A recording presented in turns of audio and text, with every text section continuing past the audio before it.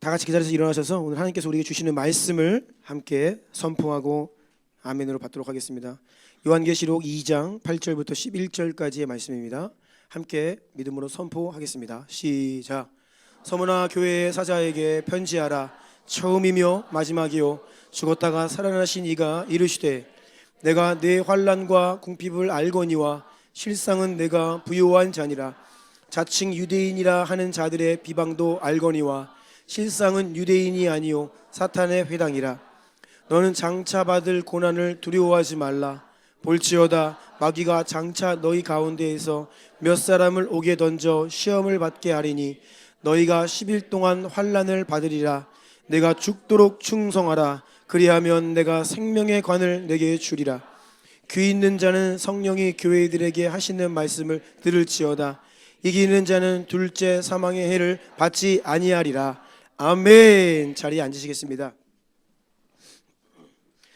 오늘은 우리의 핵심가치 16번째 시간인데요, 제목을 함께 읽어볼까요? 시작.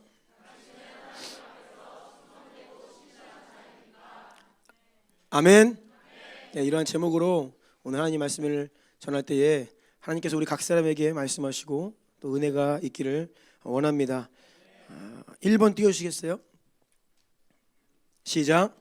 작은 자에게 충성하는 것이 먼저입니다. 네. 오늘 우리가 읽었던 이 요한계시록은요, 사도 요한이 하나님께로부터 받아서 당시의 소아시아, 지금의 터키의 서부 지역에 있는 7개의 도시에 있는 교회들에게 이제 이 서신을 보냈습니다. 이게 요한계시록이에요. 에베소, 서모나, 버가모, 두아디라, 사데, 빌라델비아, 라오디게아. 이 7교회는요 당시에 주요 7도시에 있던 교회들이지만 사실 그 내용과 이것들 종합해 보면 시대와 지역을 초월해서 모든 교회들을 대표하는 교회다라고 할 수 있습니다. 그래서 7교회를 향하신 요한계시록의 말씀은 사실상 모든 교회를 향한 하나님의 말씀이다라고 볼 수 있겠습니다. 7교회들이 있는데 첫 번째 에베소 교회를 잠시 보면요, 한번 띄워주세요. 2절과 3절. 내가 내 행위와 수고와 내 인내를 알고 또 악한 자들을 용납하지 아니한 것과 자칭 사도라 하되 아닌 자들을 시험하여 그의 거짓된 것을 내가 드러낸 것과. 자 보세요. 내 행위와 수고와 내 인내를 알고. 이것은요 당시 에베소 교회는 많은 일과 사역을 감당했던 교회인 것을 알 수 있습니다.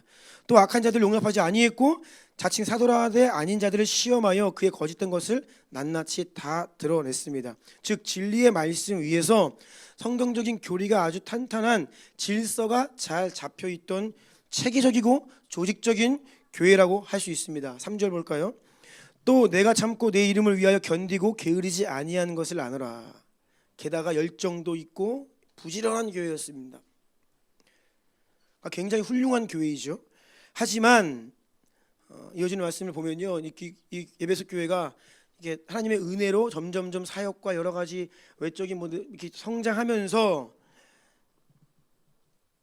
그들에게 결정적인 문제가 있었는데 사랑이 식었습니다. 처음 사랑이 식어버렸어요. 하나님을 향한 사랑이 식으면 당연히 성도들 간의 사랑도 식습니다. 공동체 성이 약해졌죠. 그러니까 많은 일들을 감당하고 정말 훌륭한 교회가 되는 것처럼 보였는데 그 내면에서는 사랑이 식어졌다. 그래서 예수님께서 처음 사랑이 식었다, 처음 그 사랑과 행위를 회복하지 않으면 내가 촛대로 옮겨버린다, 엄청난 준엄한 심판의 경고를 받게 됩니다. 두 번째 서머나 교회인데요, 오늘 본문 9절 보면 내가 너의 환난과 궁핍을 알거니와 실상은 내가 부유한 자다. 이 말은 서머나 교회는 아주 가난한 교회였어요. 극심한 박해를 받으면서 어려운 상황에 있었던 작은 교회였다라고 할 수 있습니다. 하지만 주님은 그들에게 너희들은 사실은 영적으로 아주 부유한 교회다. 너희가 매우 가난하고 작은 교회처럼 육신의 눈으로는 보이지만 너희는 내가 볼 때는 큰 교회다, 부유한 교회다라고 말씀하시는 거예요. 아멘. 세 번째 버가모 교회입니다. 13절 같이 읽어볼까요? 시작. 내가 어디에 사는지를 내가 아노니 거기는 사탄의 권자가 있는 데라. 내가 내 이름을 굳게 잡아서 내 충성된 증인 안디바가 너희 가운데 곧 사탄이 사는 곳에서 죽임을 당할 때에도 나를 믿는 믿음을 저버리지 아니하였도다. 아멘. 거기는 사탄의 권자가 있는 곳이다 라고 했습니다. 어떤 세상 권력, 종교, 세상의 아주 나쁜 문화의 그 한복판에 있던 교회였습니다. 그 가운데에서 아주 거센 그 위협을 받고 유혹을 받던, 거기에서 믿음을 지키려고 고군분투했던 교회가 바로 버가모 교회였지요. 그런데 이 교회에게도 하나님께서 두어 가지 책망할 것을 말씀하십니다. 첫 번째, 발람의 교훈을 지키는 자들이 있다. 발람을 우상 숭배하게 하고 행음하게 하고 간음하게 하고, 또 니골라당의 교훈을 따르는 자들도 있다. 니골라당 또한 무율법주의예요. 율법은 폐했다 그러면서 그냥 사실상 성도들로 하여금 방임하게 만드는, 세속적으로 살게 타협하게 만드는 어떤 그런 흐름들인데, 이것들이 교회 안에 들어와서 교회가 흔들리고 있었어요. 주님께서 그것에 대해서 좀 준엄하게 경고를 하시죠. 두아디라 교회입니다. 19절 함께 읽을게요. 시작. 내가 내 사업과 사랑과 믿음과 섬김과 인내를 아노니 내 나중 행위가 처음 것보다 많도다. 아멘. 이 두아디라 교회도 사업, 사랑, 믿음, 섬김, 인내, 그리고 계속 처음보다 나중이 많다. 행위가 그러니까 계속 성장하고 있는 거예요. 사역이 커지고 많은 사랑과 섬김과 봉사와 미니스트리를 하는 교회였습니다. 그런데 이 교회도 주님께서 책망하시는데, 자칭 여선지자라고 이세벨, 그 음행이 교회 안에 들어와서 그것들 용납하고 타협하고 세속의 그 타협이 교회 안에 들어와 버렸어요. 사대교회입니다. 3장 1절 시작. 사대교회의 사자에게 편지하라. 하나님의 7영과 7뼈를 가지신 이가 이르시되 내가 내 행위를 아노니 내가 살았다 하는 이름은 가졌으나 죽은 자로다. 사대교회도 내 행위를 안다. 네가 살아있다 하는 이름은 가졌으나, 유명한 교회라는 거예요. 사람들이 와 사대교회 하면, 야 저 교회, 오늘날로 이야기하면 뜨는 교회, 잘 나가는 교회, 부흥하는 교회. 그런데 주님 말씀하십니다. 너희들이 사람 볼 때는 유명한 교회, 뜨는 교회, 핫한 교회인지 모르지만 내가 볼 때 너네 완전 죽었다, 영적으로. 이어지는 2절 보면요 더 무서워요. 너는 일깨어 그 나무밭 죽게 된 것을 굳건하게 하라. 죽기 일보 직전이라는 거예요. 교회가 영적으로 사망 직전이라는 겁니다. 내 하나님 앞에 내 행위에 온전한 것을 찾지 못한다. 하나님 앞에 온전한 게 하나 없다는 거예요. 유명해요. 많은 예배를 드립니다. 기도도 많이 할 거예요. 사역도 많이 합니다. 그런데 하나님께 드릴 게 아무것도 없어요. 온전한 게 없어요. 하나님께 드려질 수가 다 없는 것들인 거예요. 빌라델비아 교회입니다. 8절 시작. 볼지어다 내가 내 앞에 열린 문을 두었을 때 능히 닫을 사람이 없으리라. 내가 내 행위를 아노니 내가 작은 능력을 가지고서도 내 말을 지키며 내 이름을 배반하지 아니하였도다. 아멘. 빌라델비아 교회 역시 네가 작은 능력을 가진 교회다. 근데 빌라델비아도 겉으로 보기에는 작고 연약한 교회입니다. 하지만 그들은 끝까지 믿음을 지키면서 주님께 신실한 교회였죠. 마지막 라오디게아 교회입니다. 17절 시작. 내가 말하기를 나는 부자라 부여하여 부족한 것이 없다 하나 내 공고한 것과 가련한 것과 가난한 것과 눈먼 것과 벌거벗은 것을 알지 못하는도다. 아멘. 무엇보다 특별히 이 라오디게아 교회는 재정적으로 풍요로운 교회였습니다. 가장 잘 사는 지역에 있는, 그러니까 여기 성도들은요 잘 사는 분들이었어요. 그래서 풍족한 교회였습니다. 재정이 풍족하기 때문에 많은 일들을 할 수 있겠죠. 주변에 어려운 교회들도 다른 교회들로부터 어려운 소식이 들려오면 헌금도 많이 보내고 뭐 풍성한 거예요. 그런데 주님 말씀하시는 거예요. 너네가 재정은 풍성하고 부자인지는 모르는데 영적으로 보면 완전 가난하다, 벌거벗은 교회다, 아무것도 없다는 거예요. 자, 지금 말씀드린 7교회 쭉 말씀드렸는데요. 기억나세요? 7교회? 제가 좀 바쁩니다 지금. 7교회 말씀드렸는데 5교회, 에베소, 버가모, 두아디라, 사대, 라오디게아, 이 5개의 교회는 오늘날로 이야기하면 상대적으로 큰 교회들입니다.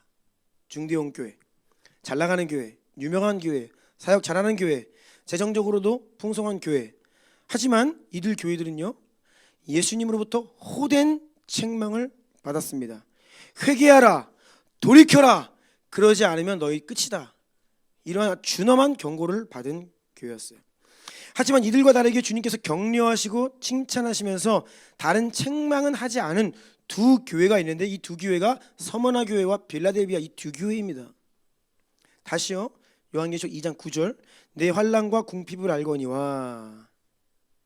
그러니까 가난하고 상황이 매우 어려웠던 서머나 교회. 하지만 이 교회를 향하여서 주님은 네가 부유하다 영적으로 말씀하시죠.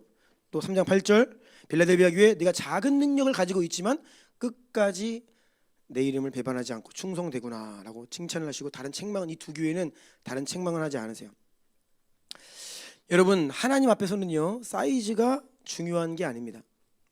얼마나 많은 사람이 모여 있느냐, 이게 사실 중요한 게 아닙니다. 이 교회가 얼마나 많은 사역을 하느냐, 얼마나 큰 일을 하느냐, 이것도 사실 중요하지 않습니다. 하나님이 지금 할 일이 많은데 사람이 없어가지고 사람 필요한 게 아니세요. 하나님이 지금 할 일이 많으신데 돈이 부족해서 돈이 필요한 게 아니시라고요. 여러분, 무엇이 중요하냐 따라해 보시겠어요? 하나님은 충성된 교회를 찾으십니다. 아멘. 하나님은요 충성된 교회를 찾고 계십니다. 그런데 여러분 오해하지 마십시오. 작다고 충성된 게 아닙니다. 잘못하면 뭐 큰 교회, 대형 교회 잘못되고 작은 교회 그렇게 이야기하는 흐름들이 많이 있어요. 그냥 크면 대형 교회면 무조건 막 비판하는 거예요. 여러분, 큰 교회 문제 있죠. 작은 교회는 문제 없습니까? 작은 교회 문제 더 많아요. 크고 작은 게 문제가 아닙니다. 크던 작던 하나님 앞에 충성된 교회가 되어야 합니다. 문제는 우리가 작은 것에 충성되지 않으면 큰 일에는 당연히 충성될 수가 없다는 거예요.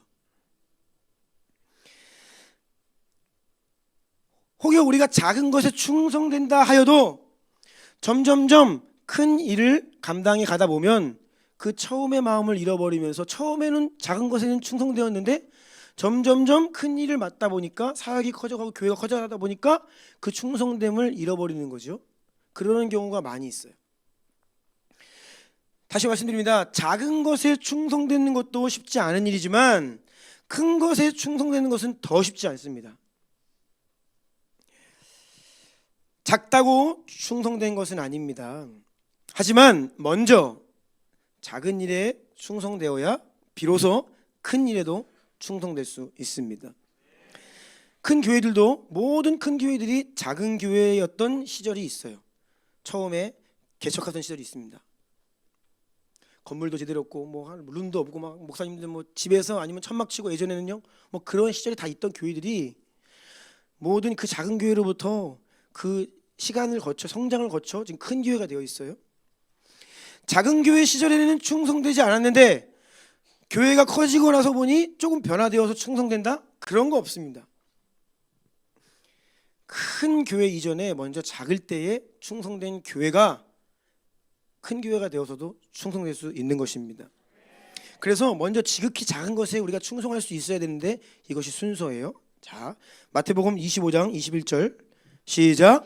그 주인이 이르되 잘하였도다 착하고 충성된 종아 내가 적은 일에 충성하였음에 내가 많은 것을 내게 맡기리니 내 주인의 즐거움에 참여할지어다 하고. 아멘. 적은 일에 충성을 하면 그제서야 그 다음 조금 더 큰 일을, 많은 일을 맡기는 것이 하나님의 방법입니다. 저는 우리 주나임 교회가 여전히 상가 한 층에 자리 잡고 있는 작은 교회이지만 먼저 하나님 앞에 충성된 교회가 되기를 간절히 원합니다. 교회가 앞으로 커져가는 것과 어떤 성장과 확장 이전에 우리가 지금 충성되어야 한다, 그 말씀을 드리는 거예요. 자, 2번으로 가봅시다. 충성되다의 성경적인 의미.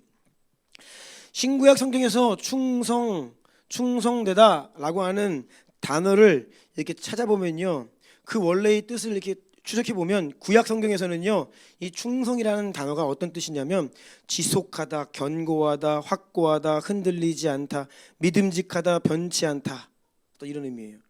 그래서 충성이라고 하는 단어가 구약 성경에는 진실, 신실, 성실 이렇게 같은 단어인데 이렇게 다른 여러 가지 한국말로 번역이 되어 있습니다. 다시요. 충성은 이 구약에서 진실, 신실, 성실. 신약 성경에서도요 비슷한 의미로 쓰입니다. 믿을만하다, 신뢰할 수 있다, 변함이 없다. 그래서 충성되다라고 하는 말이 신약 성경에서는 진실하다, 믿음이 있다, 미쁘다, 신실하다, 이렇게 번역이 되고 있습니다. 그래서 충성되다의 성경적인 의미는 가로 1번 읽겠습니다. 시작. 하나님께 대한 변하지 않는 믿음과 헌신입니다.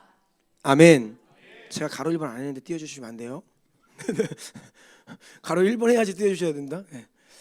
하나님께 대한 아니 할 얘기를 먼저 띄워주면 자 다시 가로 1번. 네.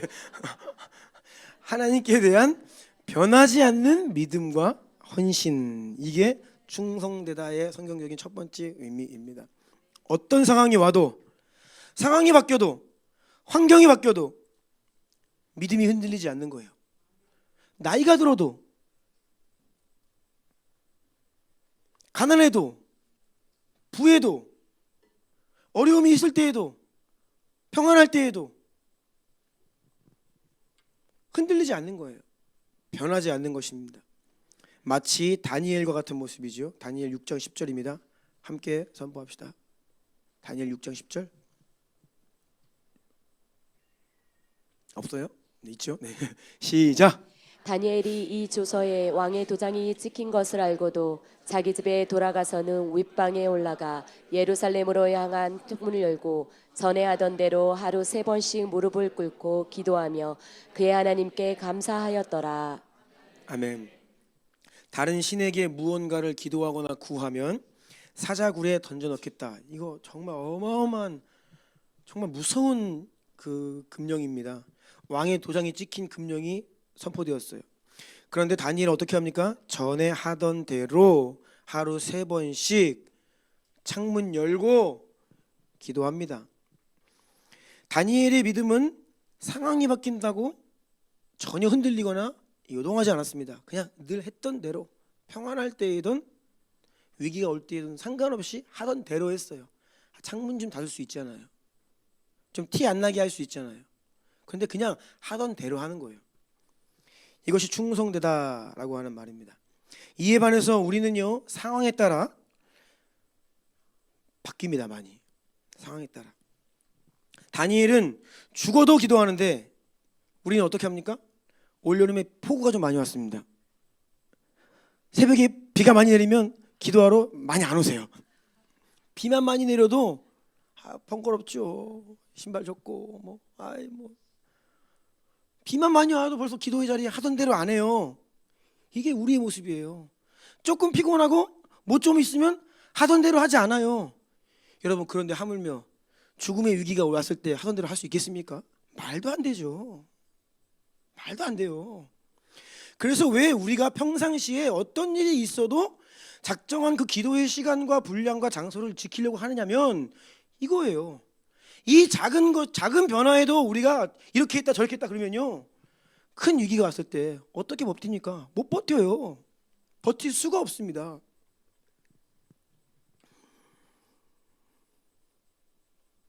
여러분, 늘 하던 대로 어떤 상황이 와도 주님께 기도하는 저희가 되기를 원합니다. 아멘. 충성되다의 성경적 의미 두 번째입니다. 가로 2번 시작. 맡겨진 사명을 끝까지 감당하는 것입니다. 아멘. 하나님께서 주신 직분과 사명이 있습니다. 교회 안에서도 여러분들에게 맡겨진 어떤 자리가 있어요. 섬김의 자리가 있습니다. 또 우리 각자에게 하나님께서 달란트를, 영적인 어떤 은사들과 재능들까지 주십니다. 이 모든 것들은 하나님 나라와 하나님의 영광을 위해서 사용하시기 위해 허락하신 것들이죠. 그러면 여러분, 어떤 일이 와도 포기하지 않고 끝까지 사명 감당해야 합니다. 저는 어떤 믿음의 고백을 하자면, 한 번 목사는 영원한 목사다.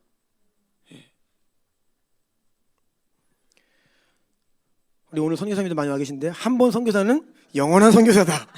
아멘. 예. 뭐 우리 아다나는 충만해요. 네. 어떤 일이 와도. 예. 여러분, 한 번 성도는 끝까지 성도입니다. 한 번 예배자는 끝까지 예배자입니다. 한 번 목자는 끝까지 목자입니다. 목자들만 아멘. 예, 소리가 많이 작습니다. 네, 끝나고 남으세요. 한 번 전도자는 끝까지 전도자예요. 한 번 부름 받으면 주님 오실 때까지 하는 겁니다. 로마서 11장 29절 믿음으로 선포합시다. 시작. 하나님의 은사와 부르심에는 후회하심이 없느니라. 아멘. 하나님은 우리를 은사 주시고 어떤 그 사명의 자리로 우리를 부르시는데 후회를 안 하세요. 그런데 우리가 문제예요. 우리는 막 후회해. 하다가 괜히 또 자기 연민에 빠져가지고 난 능력이 없어, 자질이 없나 봐. 자질 없는 거 능력 없는 거 처음부터 알았어요. 하나님이. 누구 여기서 큰일 나요. 난 능력이 좀 있어. 큰일 나요, 여러분. 원래 처음부터 나는 자질이 없고 능력이 없던 거 맞아요. 그 새삼스럽게 왜 중간에 그런 고백을 하냐고 갑자기. 그럼 언제는 내 힘으로 했어요? 내 걸로 했습니까? 하나님이 처음부터 아무것도 아닌데 우리에게 부르셔서 너 아무것도 아니고 너 무능하니까 기도하고 무릎 꿇고 성령을 힘입고 예수 이름 부르면서 감당해라. 아멘. 그렇게 처음부터 부르신 거예요. 하나님은 후회하지 않으시는데 문제는 우리가 막 후회하는 거예요. 잘못한 것 같아, 실수였어. 그때 목사님이 그렇게 말씀하실 때 아멘하는 게 아니었는데 막 이러는 거예요. 여러분, 끝까지 감당하는 것이 충성입니다. 고린도전서 4장 2절 시작. 그리고 맡은 자들에게 구할 것은 충성이라. 아멘. 하나님이 여러분에게 무언가를 맡기실 때 그것이 아무리 작은 일이라 할지라도 여러분에게 무엇을 요구하시냐 따라하십시오. 충성은 맡겨진 사명 끝까지 감당하는 것인 줄로 믿습니다. 연말만 되면 교회마다 교육자들이 이제 부교육자들이 힘들어집니다. 왜냐하면 섬기던 일, 봉사, 맡은 일들을 이제는 그만하고 싶다라고 하는 컴플레인이 쇄도합니다. 거의 저도 이제 잠시 부교육자 생활을 했는데 연말 되면 거의 절반 이상이 그 얘기합니다. 그러면 이제 어떻게 해야 되냐? 한 10월, 11월쯤 되면 내년도 계획 세우면서 한 명씩 불러다가 밥 먹이고 타일르고 어르고 해가지고 그래도 1년만 더 막 이렇게 해야 돼요. 그렇게 하고 싶지 않았지만 어떡해요. 해야죠. 힘들다, 그만하고 싶다, 아까 말씀드린 것처럼 나는 능력이 없다, 자질이 없다, 나는 교사로서 자격이 없어요, 영혼들을 향한 사랑이 없어요. 알아요. 사랑 많아서 시킨 거 아니에요. 네, 압니다. 그런데 여러분, 성경적이지 않습니다. 우리가 때로 쉼이 필요하죠. 우리 선교사님들도 안식월 이렇게 해서 우리가 오늘날에는요 안식년 이게 비현실적이에요. 그 7년에 1년을 비운다? 사역 어떻게 해요 그거? 그래서 이제 안식년이라고 하는 제도는 사실 비현실적이라 이제 요즘은요 안식월, 그래서 이제 1년에 한 달 정도 이렇게 안식월로 재충전과 또 후원자들 만나고 교회들도 방문하고 이런 시간들 가지시는데 이런 시간이 필요하지요. 왜냐하면 휴식, 재충전 필요합니다. 그런데 이것은 잠시 재충전하는 휴가를 다녀오는 개념이지 내려놓는 게 아닙니다. 그만두는 게 아니에요. 여러분, 그만두는 것은 성경적이지 않습니다. 물론 때로는 우리가 부르심에 따라서 교회 안에서 다른 역할이 주어질 수는 있어요. 또 이 포지션에서 저 포지션으로 이동할 수도 있습니다. 그런 것들은 때에 따라서 하나님이 이렇게 하시기도 하시지만 우리가 하나님 나라 일꾼으로 부름받았는데 내려놓는다? 여러분, 그거 아닙니다. 그건 성경적이지가 않아요. 다시 한번 따라 하십시오. 끝까지 가는 것이 충성입니다. 아멘. 여러분, 뒤로 물러서거나 후퇴하지 마시기 축복합니다. 아멘. 세 번째입니다. 가로 3번 시작. 가장 작은 일에도 온 힘을 다해 감당하는 것입니다. 아멘. 주님께서는 큰 일보다 먼저 작은 일에 충성하는 것으로 우리를 테스트하십니다. 그리고 그것을 기준으로 우리에게 어떤 일을 맡기실지를 결정하세요. 다시요. 큰 일보다 먼저 작은 일을 맡겨주셔서 그것에 어떻게 하는지, 얼마나 충성된지를 먼저 보세요. 그것을 기준으로 삼아서 다른 더 많은 일, 큰 일을 맡기셔요. 자, 누가복음 16장 10절입니다. 시작. 지극히 작은 것에 충성된 자는 큰 것에도 충성되고 지극히 작은 것에 불의한 자는 큰 것에도 불의하느니라. 아멘.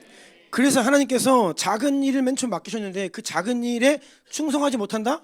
그 사람에게 큰 일을 맡기실 이유가 전혀 없습니다. 반드시 하나님은 작은 것을 먼저 맡기신 이후에 충성된지를 확인하세요. 특히 매우 우리가 볼 때 하찮아 보이는 일, 별로 안 중요해 보이는 일부터 맡기십니다. 그래서 사람들은 그때 그것을 잘 인지하지 못할 때가 있어요.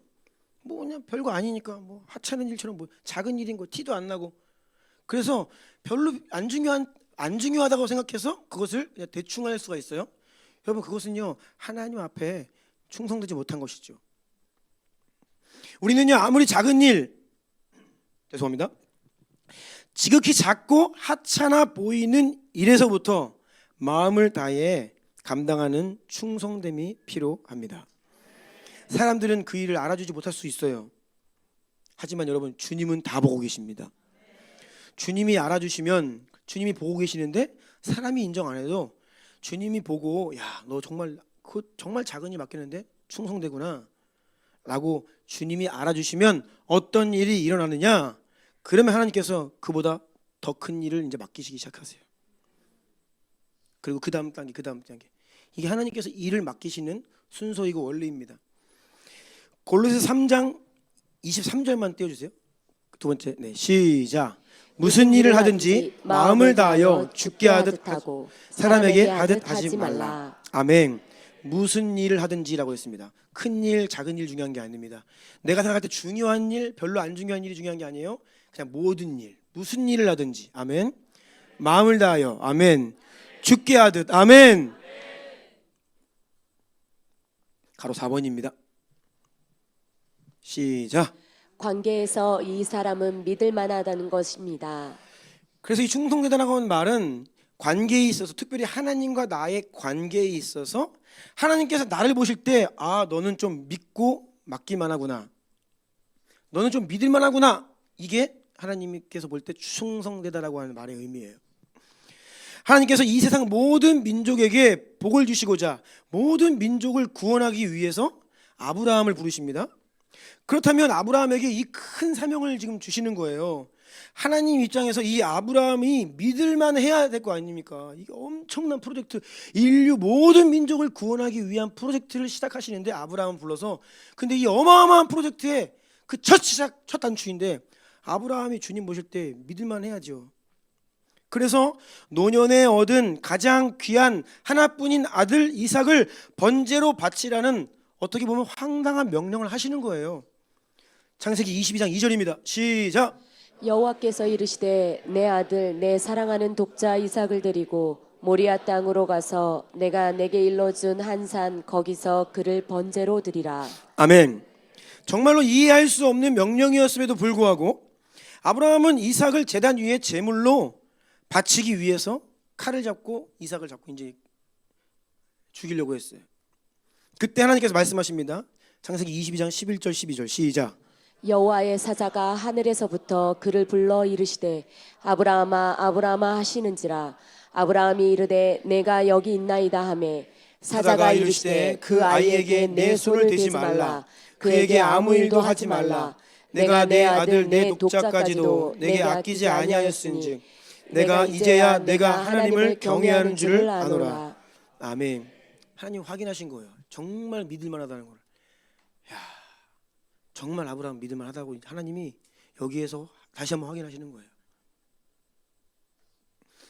도대체 아브라함은 어떤 믿음이 있었길래 아들을 산제물로 그냥 이게 말이 안 되잖아요.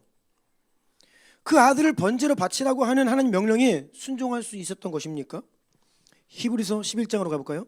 17절부터 19절 말씀 시작. 아브라함은 시험을 받을 때에 믿음으로 이삭을 드렸으니 그는 약속들을 받은 자로되 그 외아들을 드렸느니라. 그에게 이미 말씀하시기를 내 자손이라 칭할 자는 이삭으로 말미암으리라 하셨으니 그가 하나님이 능히 이삭을 죽은 자 가운데에서 다시 살리실 줄로 생각한지라. 비유컨대 그를 죽은 자 가운데에서 도로 받은 것이니라. 아멘. 그러니까 아브라함이 어떤 믿음을 가지고 그 아들 이삭을 제물로 잡아 바치려고 했냐면 하나님께서 분명히 말씀하셨거든요. 내 자손을 하늘의 별처럼 바다의 모래처럼 많게 하겠다 라고 약속을 주셨어요. 그런데 그 약속은 이삭을 통해 성취될 것이다 말씀하셨거든요. 그러니까 아브라함 안에 어떤 마음이 있냐면 아니 하나님이 이 이삭을 통하여 수많은 자손들을 주신다라고 나에게 약속을 하셨는데 이 아들을 지금 죽이라고? 그러면 하나님 이 아들 죽여도 살리시겠네. 단순한 거예요. 하나님 말씀하신 거 반드시 지키시는 신실하신 하나님이심을 믿은 겁니다. 그렇다면 하나님 말씀 반드시 이루어지는데 내가 죽여도 이 아들 살아나겠구나. 이 믿음이에요. 이 믿음. 엄청난 믿음이죠.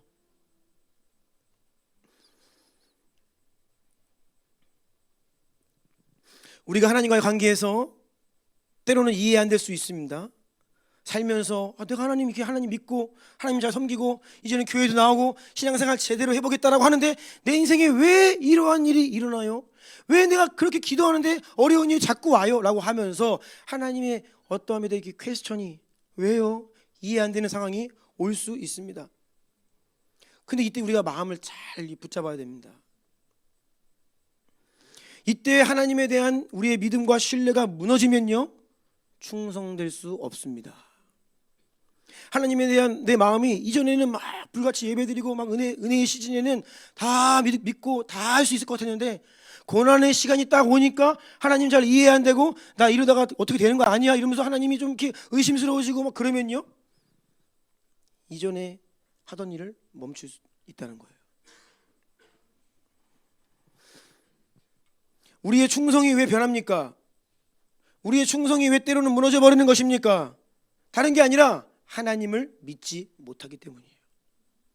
하나님에 대한 믿음이 흔들리기 때문입니다.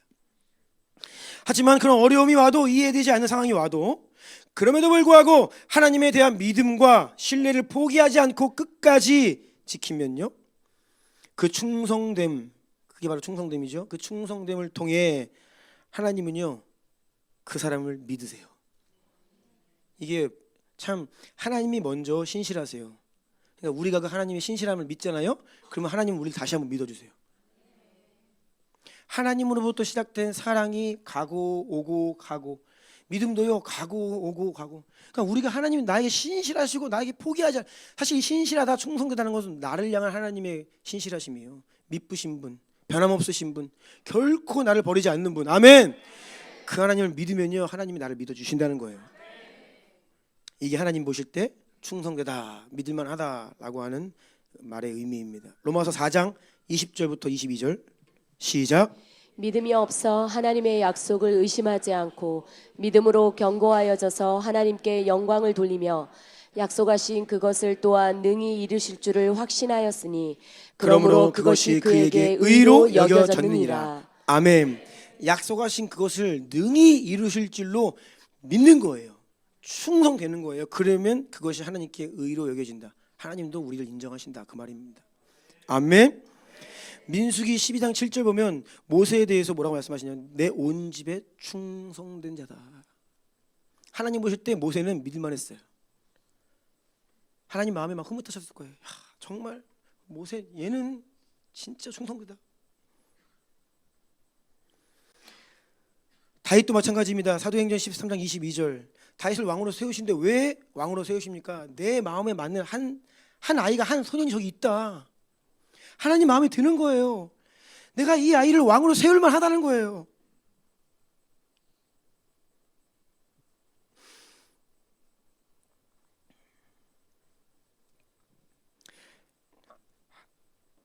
우리 각자가 하나님 보실 때에 믿을 만한 사람이 되어야겠습니다. 아멘. 그러면 우리를 충성되이 여기시면요 더 큰 일을 맡기신다 했죠. 여러분 그게 바로 권위이고 기름 부으심입니다. 그게 권위고 그게 기름 부음이에요. 저는 어떤 목사님에게 제가 흠모하는 목사님들 계시죠. 큰 권위가 있다. 이 말은 무슨 말이냐면 이분들 작은 일에 충성되어서 여기까지 왔구나. 아주 작은 일부터 가장 하찮아 보이는 일부터 하나님께서 충성되게 여기셔서 다음 일을 맡기고 더 큰 일을 맡기고 더 큰 일을 맡기고 더 큰 일을 맡기고 지금까지 오신 거예요. 권위란 그런 것입니다. 어느 날 갑자기 그냥 하늘에서 뚝 떨어지는 게 아니에요. 주님의 마음을 그때 충성되이 충성스럽게 그 사람 하나님 믿을만 하시니까 그 일 맡기시는 겁니다. 아멘.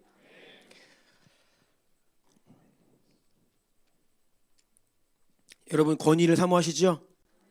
기름 부으심 사모하시죠? 그러면 지금 현재 여러분에게 맡겨진 그 모든 일에 충성하시기 축복합니다. 그래서 하나님이 여러분 딱 보실 때 충성스럽다, 믿을만하다, 그러면요 더 큰 권위가 부어집니다. 그런 하나님을 신뢰하시기 축복합니다. 자, 큰 3번입니다. 양보다 먼저는 뭐라고요? 질이 중요합니다. 이어지는 그 글도 쭉 있는데, 네, 충성. 먼저 작은 것에 충성되면 그 다음에 큰 것을 맡기십니다. 자, 이 내용 다시 한번 강조합니다. 중요하거든요.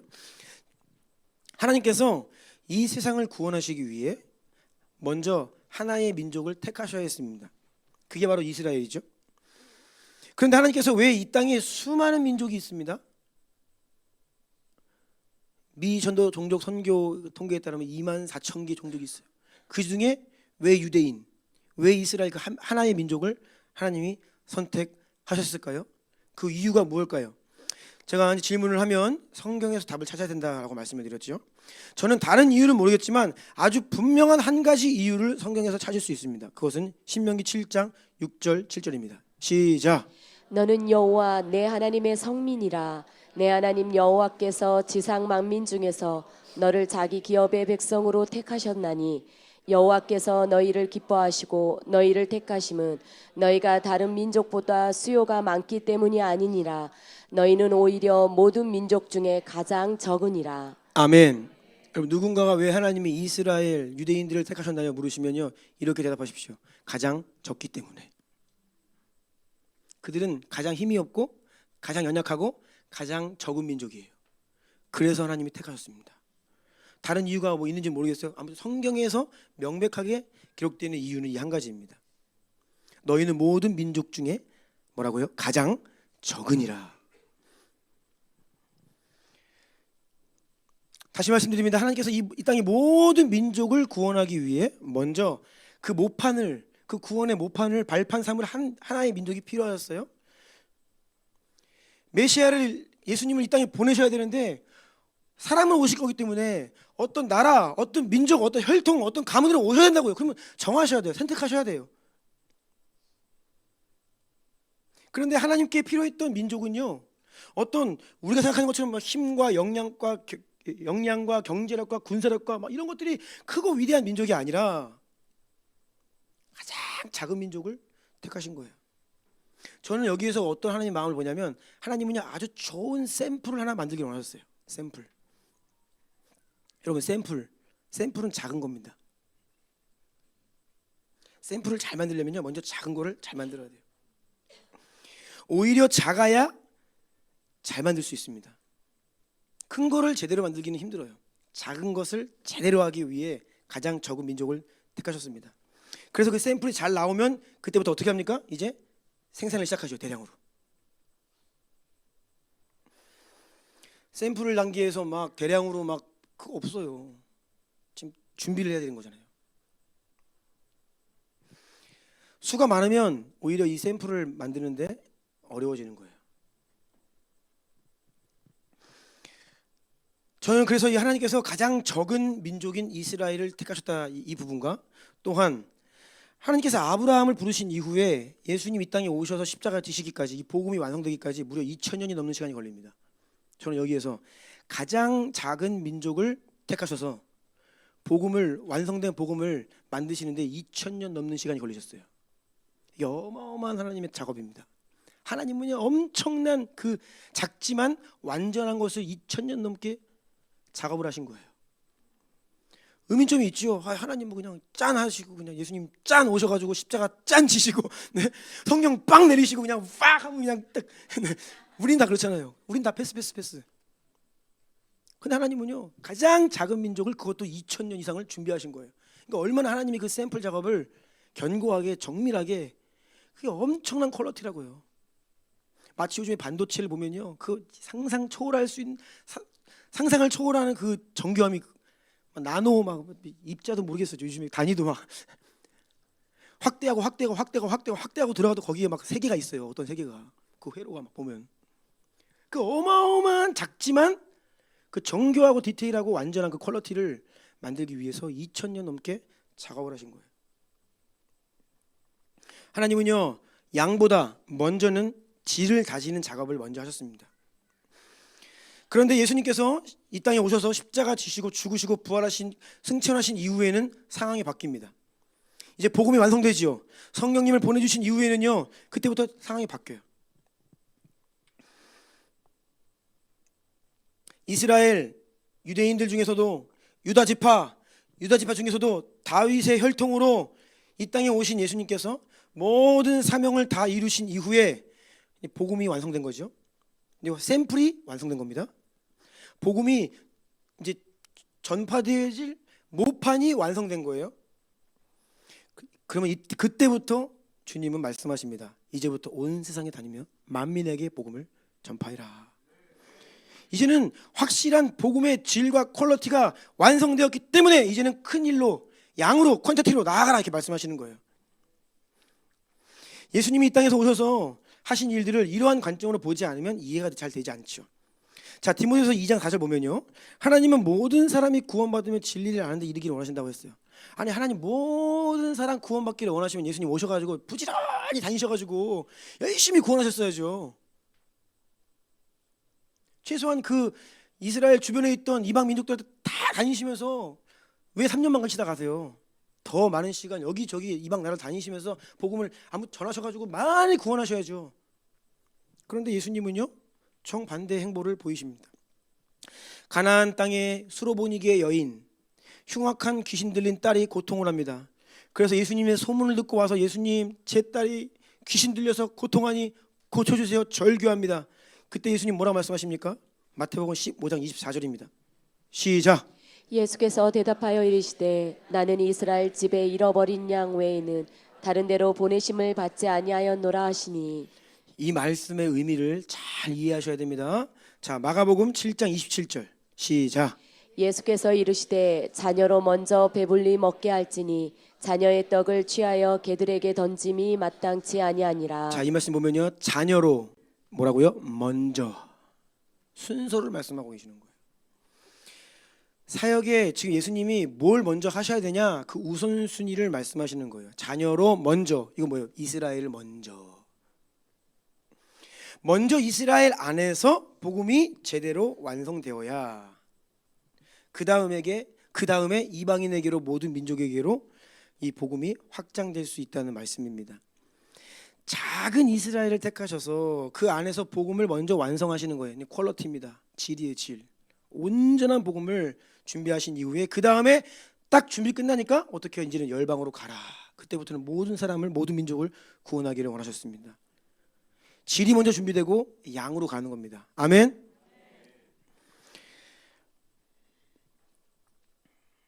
자, 그런데 하나님께서 이스라엘이 적은 수이기 때문에 택하셨다 했어요.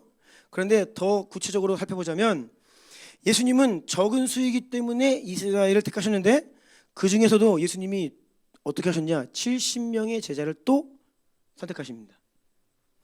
이스라엘이 적은데 더 적게 70명을 선택하세요. 그리고 70명 안에서도 몇 명이요? 12명을 12명 안에서 또 몇 명이요? 3명을. 이게 예수님 방법이에요. 예수님은요, 계속 더 적은 그래서 어디에서 시작하시냐면 3명에서 시작하세요. 이 3명 누굽니까? 베드로, 요한, 야고보. 네. 안드레인가 야고보인가? 네. 야고보. 이 3사람을 진짜 제자 만드는 데에 여기에 심혈을, 그냥 모든 에너지와 열정을 여기에 집중하셨어요. 그래서 먼저는 이 3 제자, 그리고 12명, 그 70명, 더 넓게 보면 마가의 다락방에 모였던 120명. 이게 주님께서 하신 일입니다. 쭉 넘어가서요, 예수님께서 하신 방법을 지금 말씀을 드리는 거예요. 어떤 많은 사람을, 온 인류를, 모든 민족을 구원하기를 원하시는데 그 이전에 어떤 작업을 먼저 하시느냐? 먼저 소수의 충성된 진짜 퀄리티 있는 제자들을 만드는 것을 우선순위 두셨다는 거예요. 이 우선순위 두신 이 퀄리티가 만들어지지 않고서는 절대로 뭐 나가서 전해라 이거 안 하신다는 거예요. 지금 순서를 말씀드리는 겁니다. 양이 필요 없다, 큰 게 필요 없다, 그런 말씀 드리는 게 아니에요. 순서를 말씀드리는 거예요. 먼저는 뭐가 중요하다? 질이 중요하다. 네. 오늘 제 설교가 많이 졸립나요? 아니죠? 네, 죄송합니다. 네, 할렐루야. 네, 우리 주변에 있는 분들도 할렐루야로 한번 깨워주세요. 할렐루야. 네, 네. 기지개를 켜면서 일어나시는 분도 계시고, 네.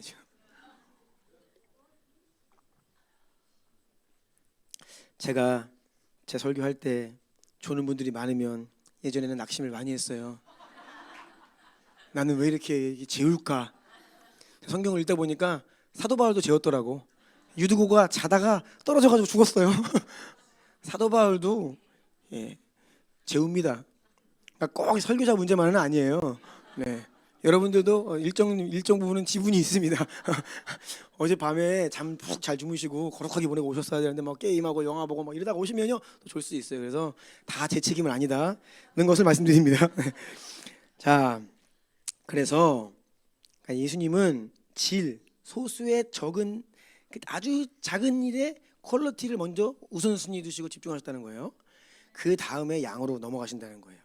자, 4번 보겠습니다. 시작. 하나님의 방법은 선택과 집중입니다. 아멘. 다시 말씀드립니다. 모든 민족 구원하시기 위해서 먼저 이스라엘을 선택하시고 집중하십니다. 이스라엘 안에서도 제자들을 선택하시고 집중하십니다. 제자들 안에서도 3명의 제자들을 선택하시고 집중하셨습니다.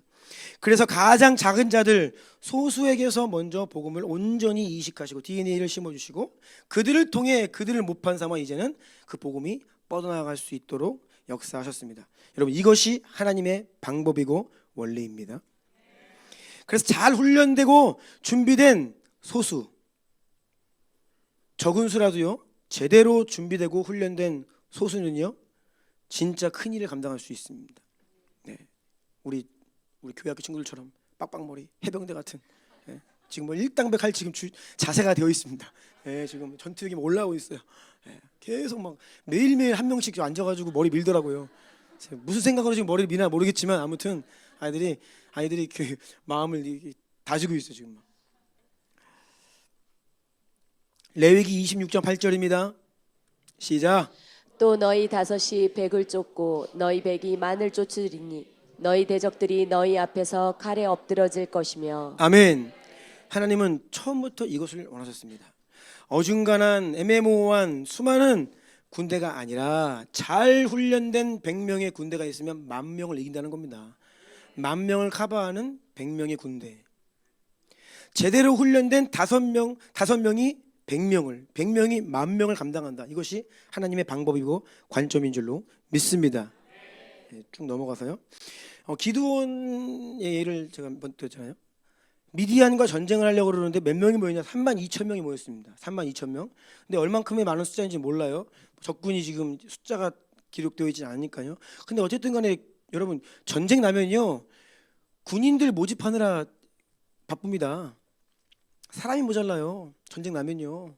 어떻게 해서라도 군 병력 한 명이라도 더 끌어다가 전쟁터에 갈까? 그래서 이제 결국에는 사람이 없으면요 아이들까지 노인들까지 그냥 징집해가지고 가는 거예요. 이게 원래 전쟁입니다.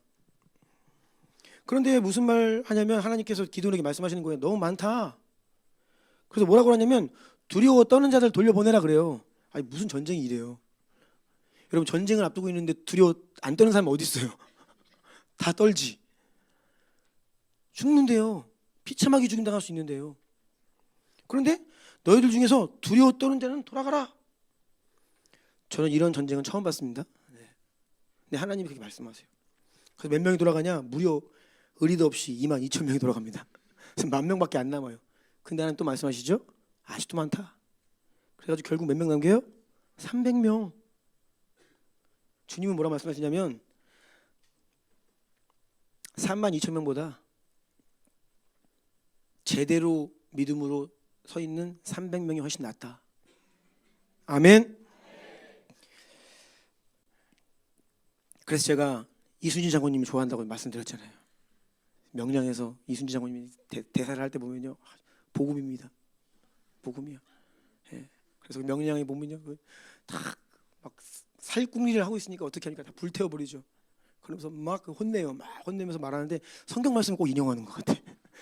근데 뭐라고 하냐면 한 명의 병사가 길목을 잘 지키면 1,000명을 두렵게 할 수 있다. 그래요. 근데 그게 진짜였죠. 한 명의 병사가 깨어 있으면 1,000명을 두렵게 할 수 있는 거예요. 이게 하나님의 방법이라는 겁니다. 영화 보다가 아멘 하지 마시고 자, 마태복음 28장 19절 20절 시작. 그러므로 너희는 가서 모든 민족을 제자로 삼아 아버지와 아들과 성령의 이름으로 세례를 베풀고 내가 너희에게 분부한 모든 것을 가르쳐 지키게 하라. 볼지어다 내가 세상 끝날까지 너희와 항상 함께 있으리라 하시니라. 아멘. 19절 말씀 보면 예수님은 모든 민족을 제자로 삼으라고 했지 그냥 구원받는 성도 만들라고 하지 않으셨어요. 저는 오늘날 너무나 많은 교회들이 이 부분을 놓치고 있다고 봅니다. 많은 사람 구원하는 거 중요합니다. 그런데 앞서 계속 말씀드린 것처럼 많은 사람을 구원하기 위해서는 먼저 진짜 제자가 나와야 됩니다. 진짜 제자들을 통하여서 또 다른 구원받는 사람들을 제자를 낳을 수 있는 것이지 제대로 된 제자가 안 나오면요 구원 못합니다. 많은 사람들. 이러한 예수님 말씀하신 제자를 삼으라, 제자를 삼으라, 제자를 삼으라. 제자는 많이 못 삼아요. 적은 수밖에 못 삼습니다. 이게 제자예요. 그런데 이러한 방법과 원리가 사도 바울에게 전수가 되고 사도 바울 또한 디모데에게까지 이러한 것들 전수하죠. 자, 디모데전서 1장 12절입니다. 시작. 나를 능하게 하신 내가 감사함은 나를 충성되이 여겨 내게 직분을 맡기심이니. 아멘. 하나님께서는요 충성된 자에게 직분을 맡기시는 거예요.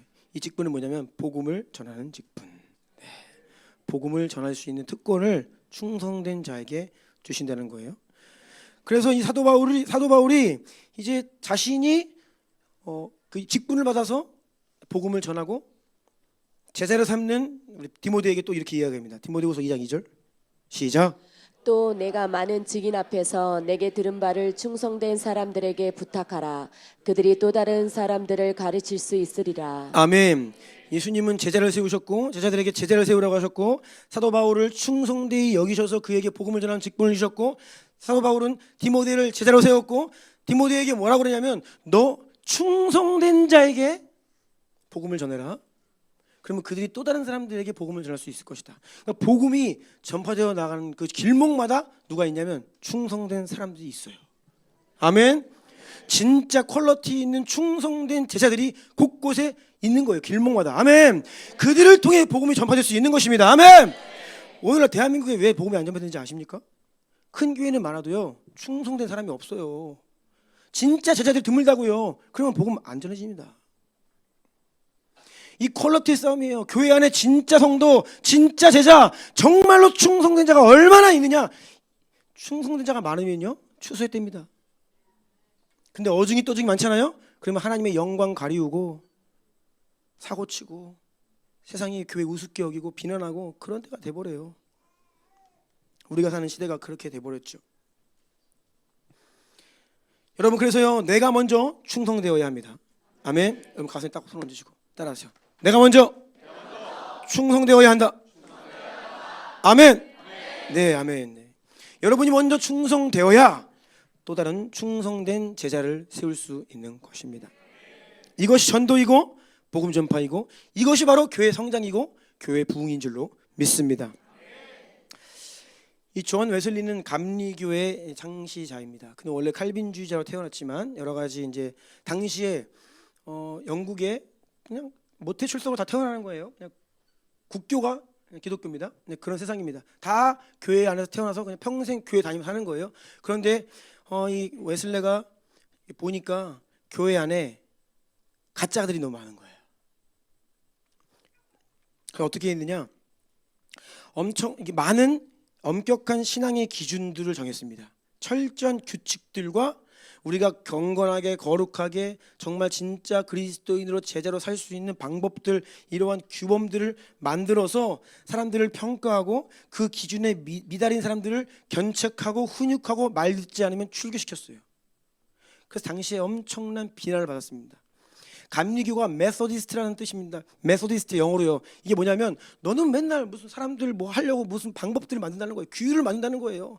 막 율법주의자라고 막 비난을 받은 거예요. 그만큼 이 웨슬레는 당시에 가짜 성도가 교회에 너무 많다고 판단을 해서 이런 엄격한 기준들을 정해서 이것들을 지켜야 된다 이렇게 이야기하고 하지 않으면 출교를 시킨 거예요. 그래서 감리교회는 속회라는 것이 있습니다. 오늘날 구역, 뭐 셀, 스몰처치, 소그룹이죠. 당시 감리교 속회는요 서약을 내야 들어올 수 있었습니다. 아무나 안 받아줬어요. 서약을 내야 돼요. 그리스도인으로서 최소한의 어떤 믿음의 고백, 신앙의 양심에 따라서 죄를 짓지 않은 것들과 이거 다 이렇게 선서 서약을 받고 들어오게 했고, 그 서약을 지키지 않으면 혼내고 경책하다가 또 안 들으면 내보내요. 근데 그런 속회의 멤버가 되지 않으면 공예배에 출석할 수가 없었어요. 이게 원래 감리교 속회의 초창기의 모델입니다. 그래서 웨슬레가 당대에는요 굉장히 많은 비난을 받은 거예요. 그런데 이 웨슬레의 영향에 의해서 후대에 사람들이 엄청난 부흥을 경험하고요, 이것이 교회의 퀄리티를 가져왔어요. 사람들은 죄다 교회에 와 있는데 어중이 떠중이 가짜 성도도 너무 많은 거예요. 그래서 뭘 본 거예요? 이건 아니다. 많은 사람이 교회에 와 있으면 뭐예요? 나라의 국교가 기독교는 뭐합니까? 가짜 성도가 태반인데 진짜가 되어야 된다. 진정한 제자가 되어야 된다. 아멘. 그것을 이야기했던 것이죠. 저는 자주 하나님께 그렇게 기도합니다. 하나님, 우리 주나임 성도들 다 구원받게 하여 주십시오. 교리적으로 신학교에서 신학적으로 보면요, 이 땅 위에 지상에 있는 눈에 보이는 유형 교회는 알곡과 가라지가 섞였다라고 이제 우리가 배워요. 교회에 세례받고 등록 교인이다 그래서 그게 곧 구원받았다는 건 아니죠. 그 가운데 진짜 구원받은 성도가 있고 아니면 형식적인 사실상 구원받지 못한 성도가 있다. 이것이 신학적으로 오늘 눈에 보이는 교회에 대한 진단이에요. 하지만 저는 주님께 기도해요. 하나님, 주나인 성도 다 구원받게 하옵소서. 거짓 성도 없게 하옵소서. 명목상 그리스도인 없게 하옵소서. 교회만 왔다 갔다 하는 성도 없게 하옵소서. 다 구원받게 하옵소서. 구원받을 뿐만 아니라 다 제자가 되게 하옵소서. 영적 장소가 되게 하옵소서. 영혼들 구원하는 자가 되게 하옵소서. 아멘. 이것이 본래 하나님이 꿈꾸고 바라시던 교회의 모습인 줄로 믿습니다. 그래서 여러분, 한 영혼이 그래서 중요한 거예요. 한 영혼. 누가 많은 영혼을 품을 수 있겠습니까? 하나님은요 작은 것에 충성됨을 보신다 했어요. 여러분, 정말 한 영혼 마음에 품고 눈물로 기도하고 그 영혼 돌아올 때까지 내가 그 영혼 섬기고 기도해서 그 영혼 돌아오는 기쁨의 열매를 본 적이 있습니까? 이게 너무 중요합니다. 이게 안 되기 때문에 영혼 구원, 영혼 사랑 안 되는 거예요. 한 영혼과 씨름해 볼 수 있어야 되고, 한 영혼을 섬길 수 있어야 봐야 되고, 한 영혼을 위해서 애통해 볼 수 있어야 돼요. 아멘. 그렇게 한 영혼을 위해 마음을 드리고 애통해야 하는 자를 하나님께서 충성되게 여기셔서 또 다른 영혼 2명, 3명, 그러다 보면요 스몰처치 목자 삼으시는 거예요. 그러다 보면요 교회 학교 간사 하시는 거예요. 더 많은 영 맡겨주시는 거예요. 아무에게나 그냥 뭐 전공이 이거니까 넌 달란트가 있으니까 아닙니다. 한 영혼을 위해 기도하는 우리 모두가 되기를 원합니다. 자, 이제 마지막입니다. 5번 시작. 하나님은 우리가 충성된 자, 충성된 교회 되기를 원하십니다. 아멘. 제가 이 개척 초기부터 이렇게 농담 반 진담 반으로 했던 말씀이 있습니다. 우리 주나임 교회의 부흥은 사도 바울 한 명 나오면 끝납니다. 그런 얘기를 했어요. 무슨 말이냐면요, 여러분 진짜 우리 가운데요 저에게 한 말이죠. 내가 사도 바울 되면요 그냥 끝나는 겁니다. 내가 사도 바울처럼 주님께 그런 충성되고 신실한 믿음, 성령과 말씀의 사람 되면요, 그러면 뭐 이제 더 볼 게 뭐 있어요. 근데 문제는 우리 안에 사도 바울이 한 명이 안 나와요. 너무 연약한 거예요. 사도 바울 정도의 충성됨이 없는 거예요. 제 안에, 우리 안에. 사도 바울은 당시에 어떤 이동 수단도 없고 스마트폰도 없고 그냥 걸어서 다니는데도 지금 우리가 커버하기도 힘든 그 지중해 연안의 그 국가들을 중동 땅까지, 그냥 터키 땅까지, 그리스까지 다 커버했어요. 결국에는 본인이 로마까지 갔고 스페인까지 가길 원했어요. 당시에 어마어마한 분입니다. 오늘날 있었으면요 전 세계를 품었던 사람이에요. 정말.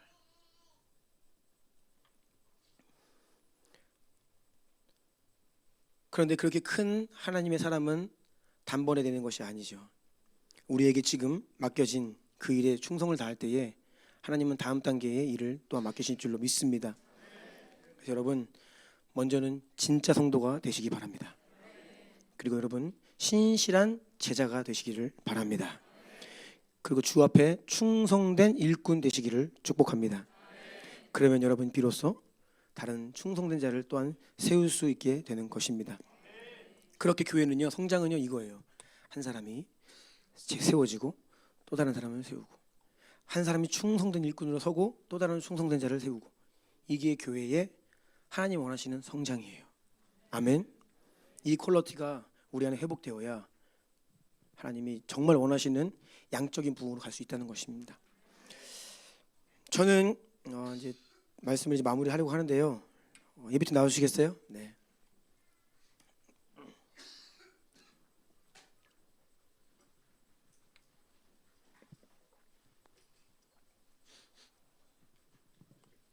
그냥 제가 안 그런 척하는 게 아니라 저는 처음부터 큰 교회 하겠다 이런 마음 없습니다. 저는 우리 주난교회가 큰 교회 되게 해주십시오. 저는요 제 스스로가 하나님 저는 작은 자입니다. 그래서 큰 것을 구하지 않았어요. 저의 관심은요 작아도 제대로 된 교회가 되기를 원해요.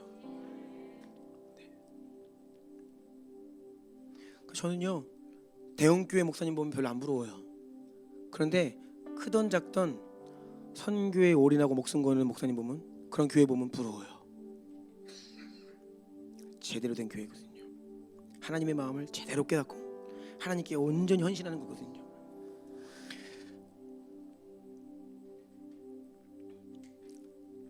우리는 작은 교회입니다. 물론 지난 12년 동안 하나님 은혜 주셔서 이전 생각하면요 참 하나님 양적으로도 많이 성장했습니다.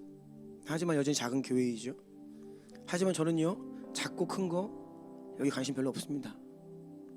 어떨 때는요 지금 맡겨주신 영혼들도 내가 이렇게 감당 잘 못하고 있는데, 지금도 아파하고 힘들어하는 영혼들에게 내가 사랑을 주지 못하는데, 내가 이렇게 충성되지 못하는데 내가 어떻게 더 큰 걸 구하나, 그런 마음도 있어요.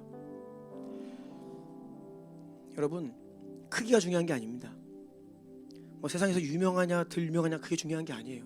사람들이 우리를 알아주냐 안 알아주냐 그게 중요한 게 아닙니다. 정말 중요한 것은요 지금 우리를 주나님교회 지체로 부르셨고 POG 공동체에 부르셔서 이 선교의 일들을 감당하게 하시는데, 우리가 과연 나에게 맡겨주신, 우리에게 맡겨주신, 우리 주나님의 주신 그 사명, 작은 일이죠, 충성하고 있는가? 여러분 각자가 교회에서 맡겨진 일이 있습니다. 안내하시는 분 계시고, 토요일마다 나와서 식사 준비하는 분 계시고, 청소하는 분 계시고, 또 때가 되면 쓰레기통 비우는 분 계시고, 여기저기 뭐 교회에 있으면 그거 청소하고 수리하고, 영혼들 섬기고, 신방하고, 기도의 자리 채우고, 예배팀으로 미디어팀으로 섬기고, 다양한 모습들로 우리가 주님 섬기고 있어요. 우리가 더 어떤 큰 사역의 부흥이나 성장을 구하기 이전에 나는 과연 충성된 자인가? 하나님 정말 날 보시면서 나를 믿을 만하다 말씀하시겠는가? 나는 그렇게 하나님 앞에서, 사람 눈이 아니라 하나님 앞에서 이 일들을 잘 감당하고 있는가? 우리의 모습을 주님께 묻기를 원합니다. 가장 먼저 제가 하나님 앞에서 제대로 된 목사가 되기를 원합니다. 제가 먼저 하나님 앞에 충성된 일꾼이 되기를 원합니다. 저는 때로 성도들의 변화가 더디거나 성장이 더딜 때에 인간적인 마음에 좌절이 올 때가 있어요. 자주는 아닙니다. 가끔. 근데 그때마다 제가 하나님 앞에 이렇게 기도해요. 하나님, 제가 성장하지 못해서 양들이 성장 못합니다. 돌파 못하는 어떤 청년들을 보고 있으면 하나님께, 하나님 제가 뭘 돌파해야 되죠? 제가 돌파해야 되는데. 한 사람이 돌파하면요 그 돌파한 자가 똑같은 문제로 헤매고 있는 영혼들을 섬기면서 돌파를 이끌어줄 수 있거든요. 다른 사람 문제가 아니에요. 성도 서로 비난할 거 없습니다. 내가 여기에서 충성되면요, 하나님은 나에게 권위 주시고 더 많은 일을 맡기시고 우리 한 사람을 통하여 영혼들을 구원하시고 열방을 추수하는 일로 우리를 더 많은 일들을 맡기시며 초청하실 줄로 믿습니다. 오늘 본문 요한계시록 2장 10절 말씀을 제가 마지막으로 읽어드립니다. 너는 장차 받을 고난을 두려워하지 말라. 볼지어다 마귀가 장차 너희 가운데에서 몇 사람을 옥에 던져 시험을 받게 하리니 너희가 10일 동안 환난을 받으리라. 내가 죽도록 충성하라. 그리하면 내가 생명의 간을 내게 주리라. 하나님이 우리에게 말씀하시는 명하시는 충성은요, 죽도록 충성입니다. 여러분, 죽도록 충성, 이게 무슨 말씀인지 아시죠? 죽을 때까지 충성하는 거예요. 죽어도 충성하는 겁니다. 이것이 본래 교회와 성도들을 향하신 예수님의 말씀이에요. 우리가 이 은혜를 구하기를 원합니다. 주님 앞에 충성되게 하소서. 주께서 먼저 나에게 충성되셨사오니 나도 주님께 충성되게 하옵소서. 주님 내게 신실하셨으니 나도 주님께 신실하게 하옵소서. 우리 좀 그런 믿음의 고백을 드리면서요, 우리 교회 안에 정말 주님이 원하시는 그 한 사람, 그 작아도 그 정말 주님의 마음을 시원케 하는 그 초대교회를 닮은 그 원형교회가 우리 주남교회 가운데 회복되기를 원합니다. 그러면 하나님 마지막 때 우리 교회 쓰십니다. 우리 교회를 통해 열방을 추수하실 것입니다. 우리 그러한 은혜를 구하면서 주님의 이름 부르고 두 손 들고 한번 기도합시다. 주여!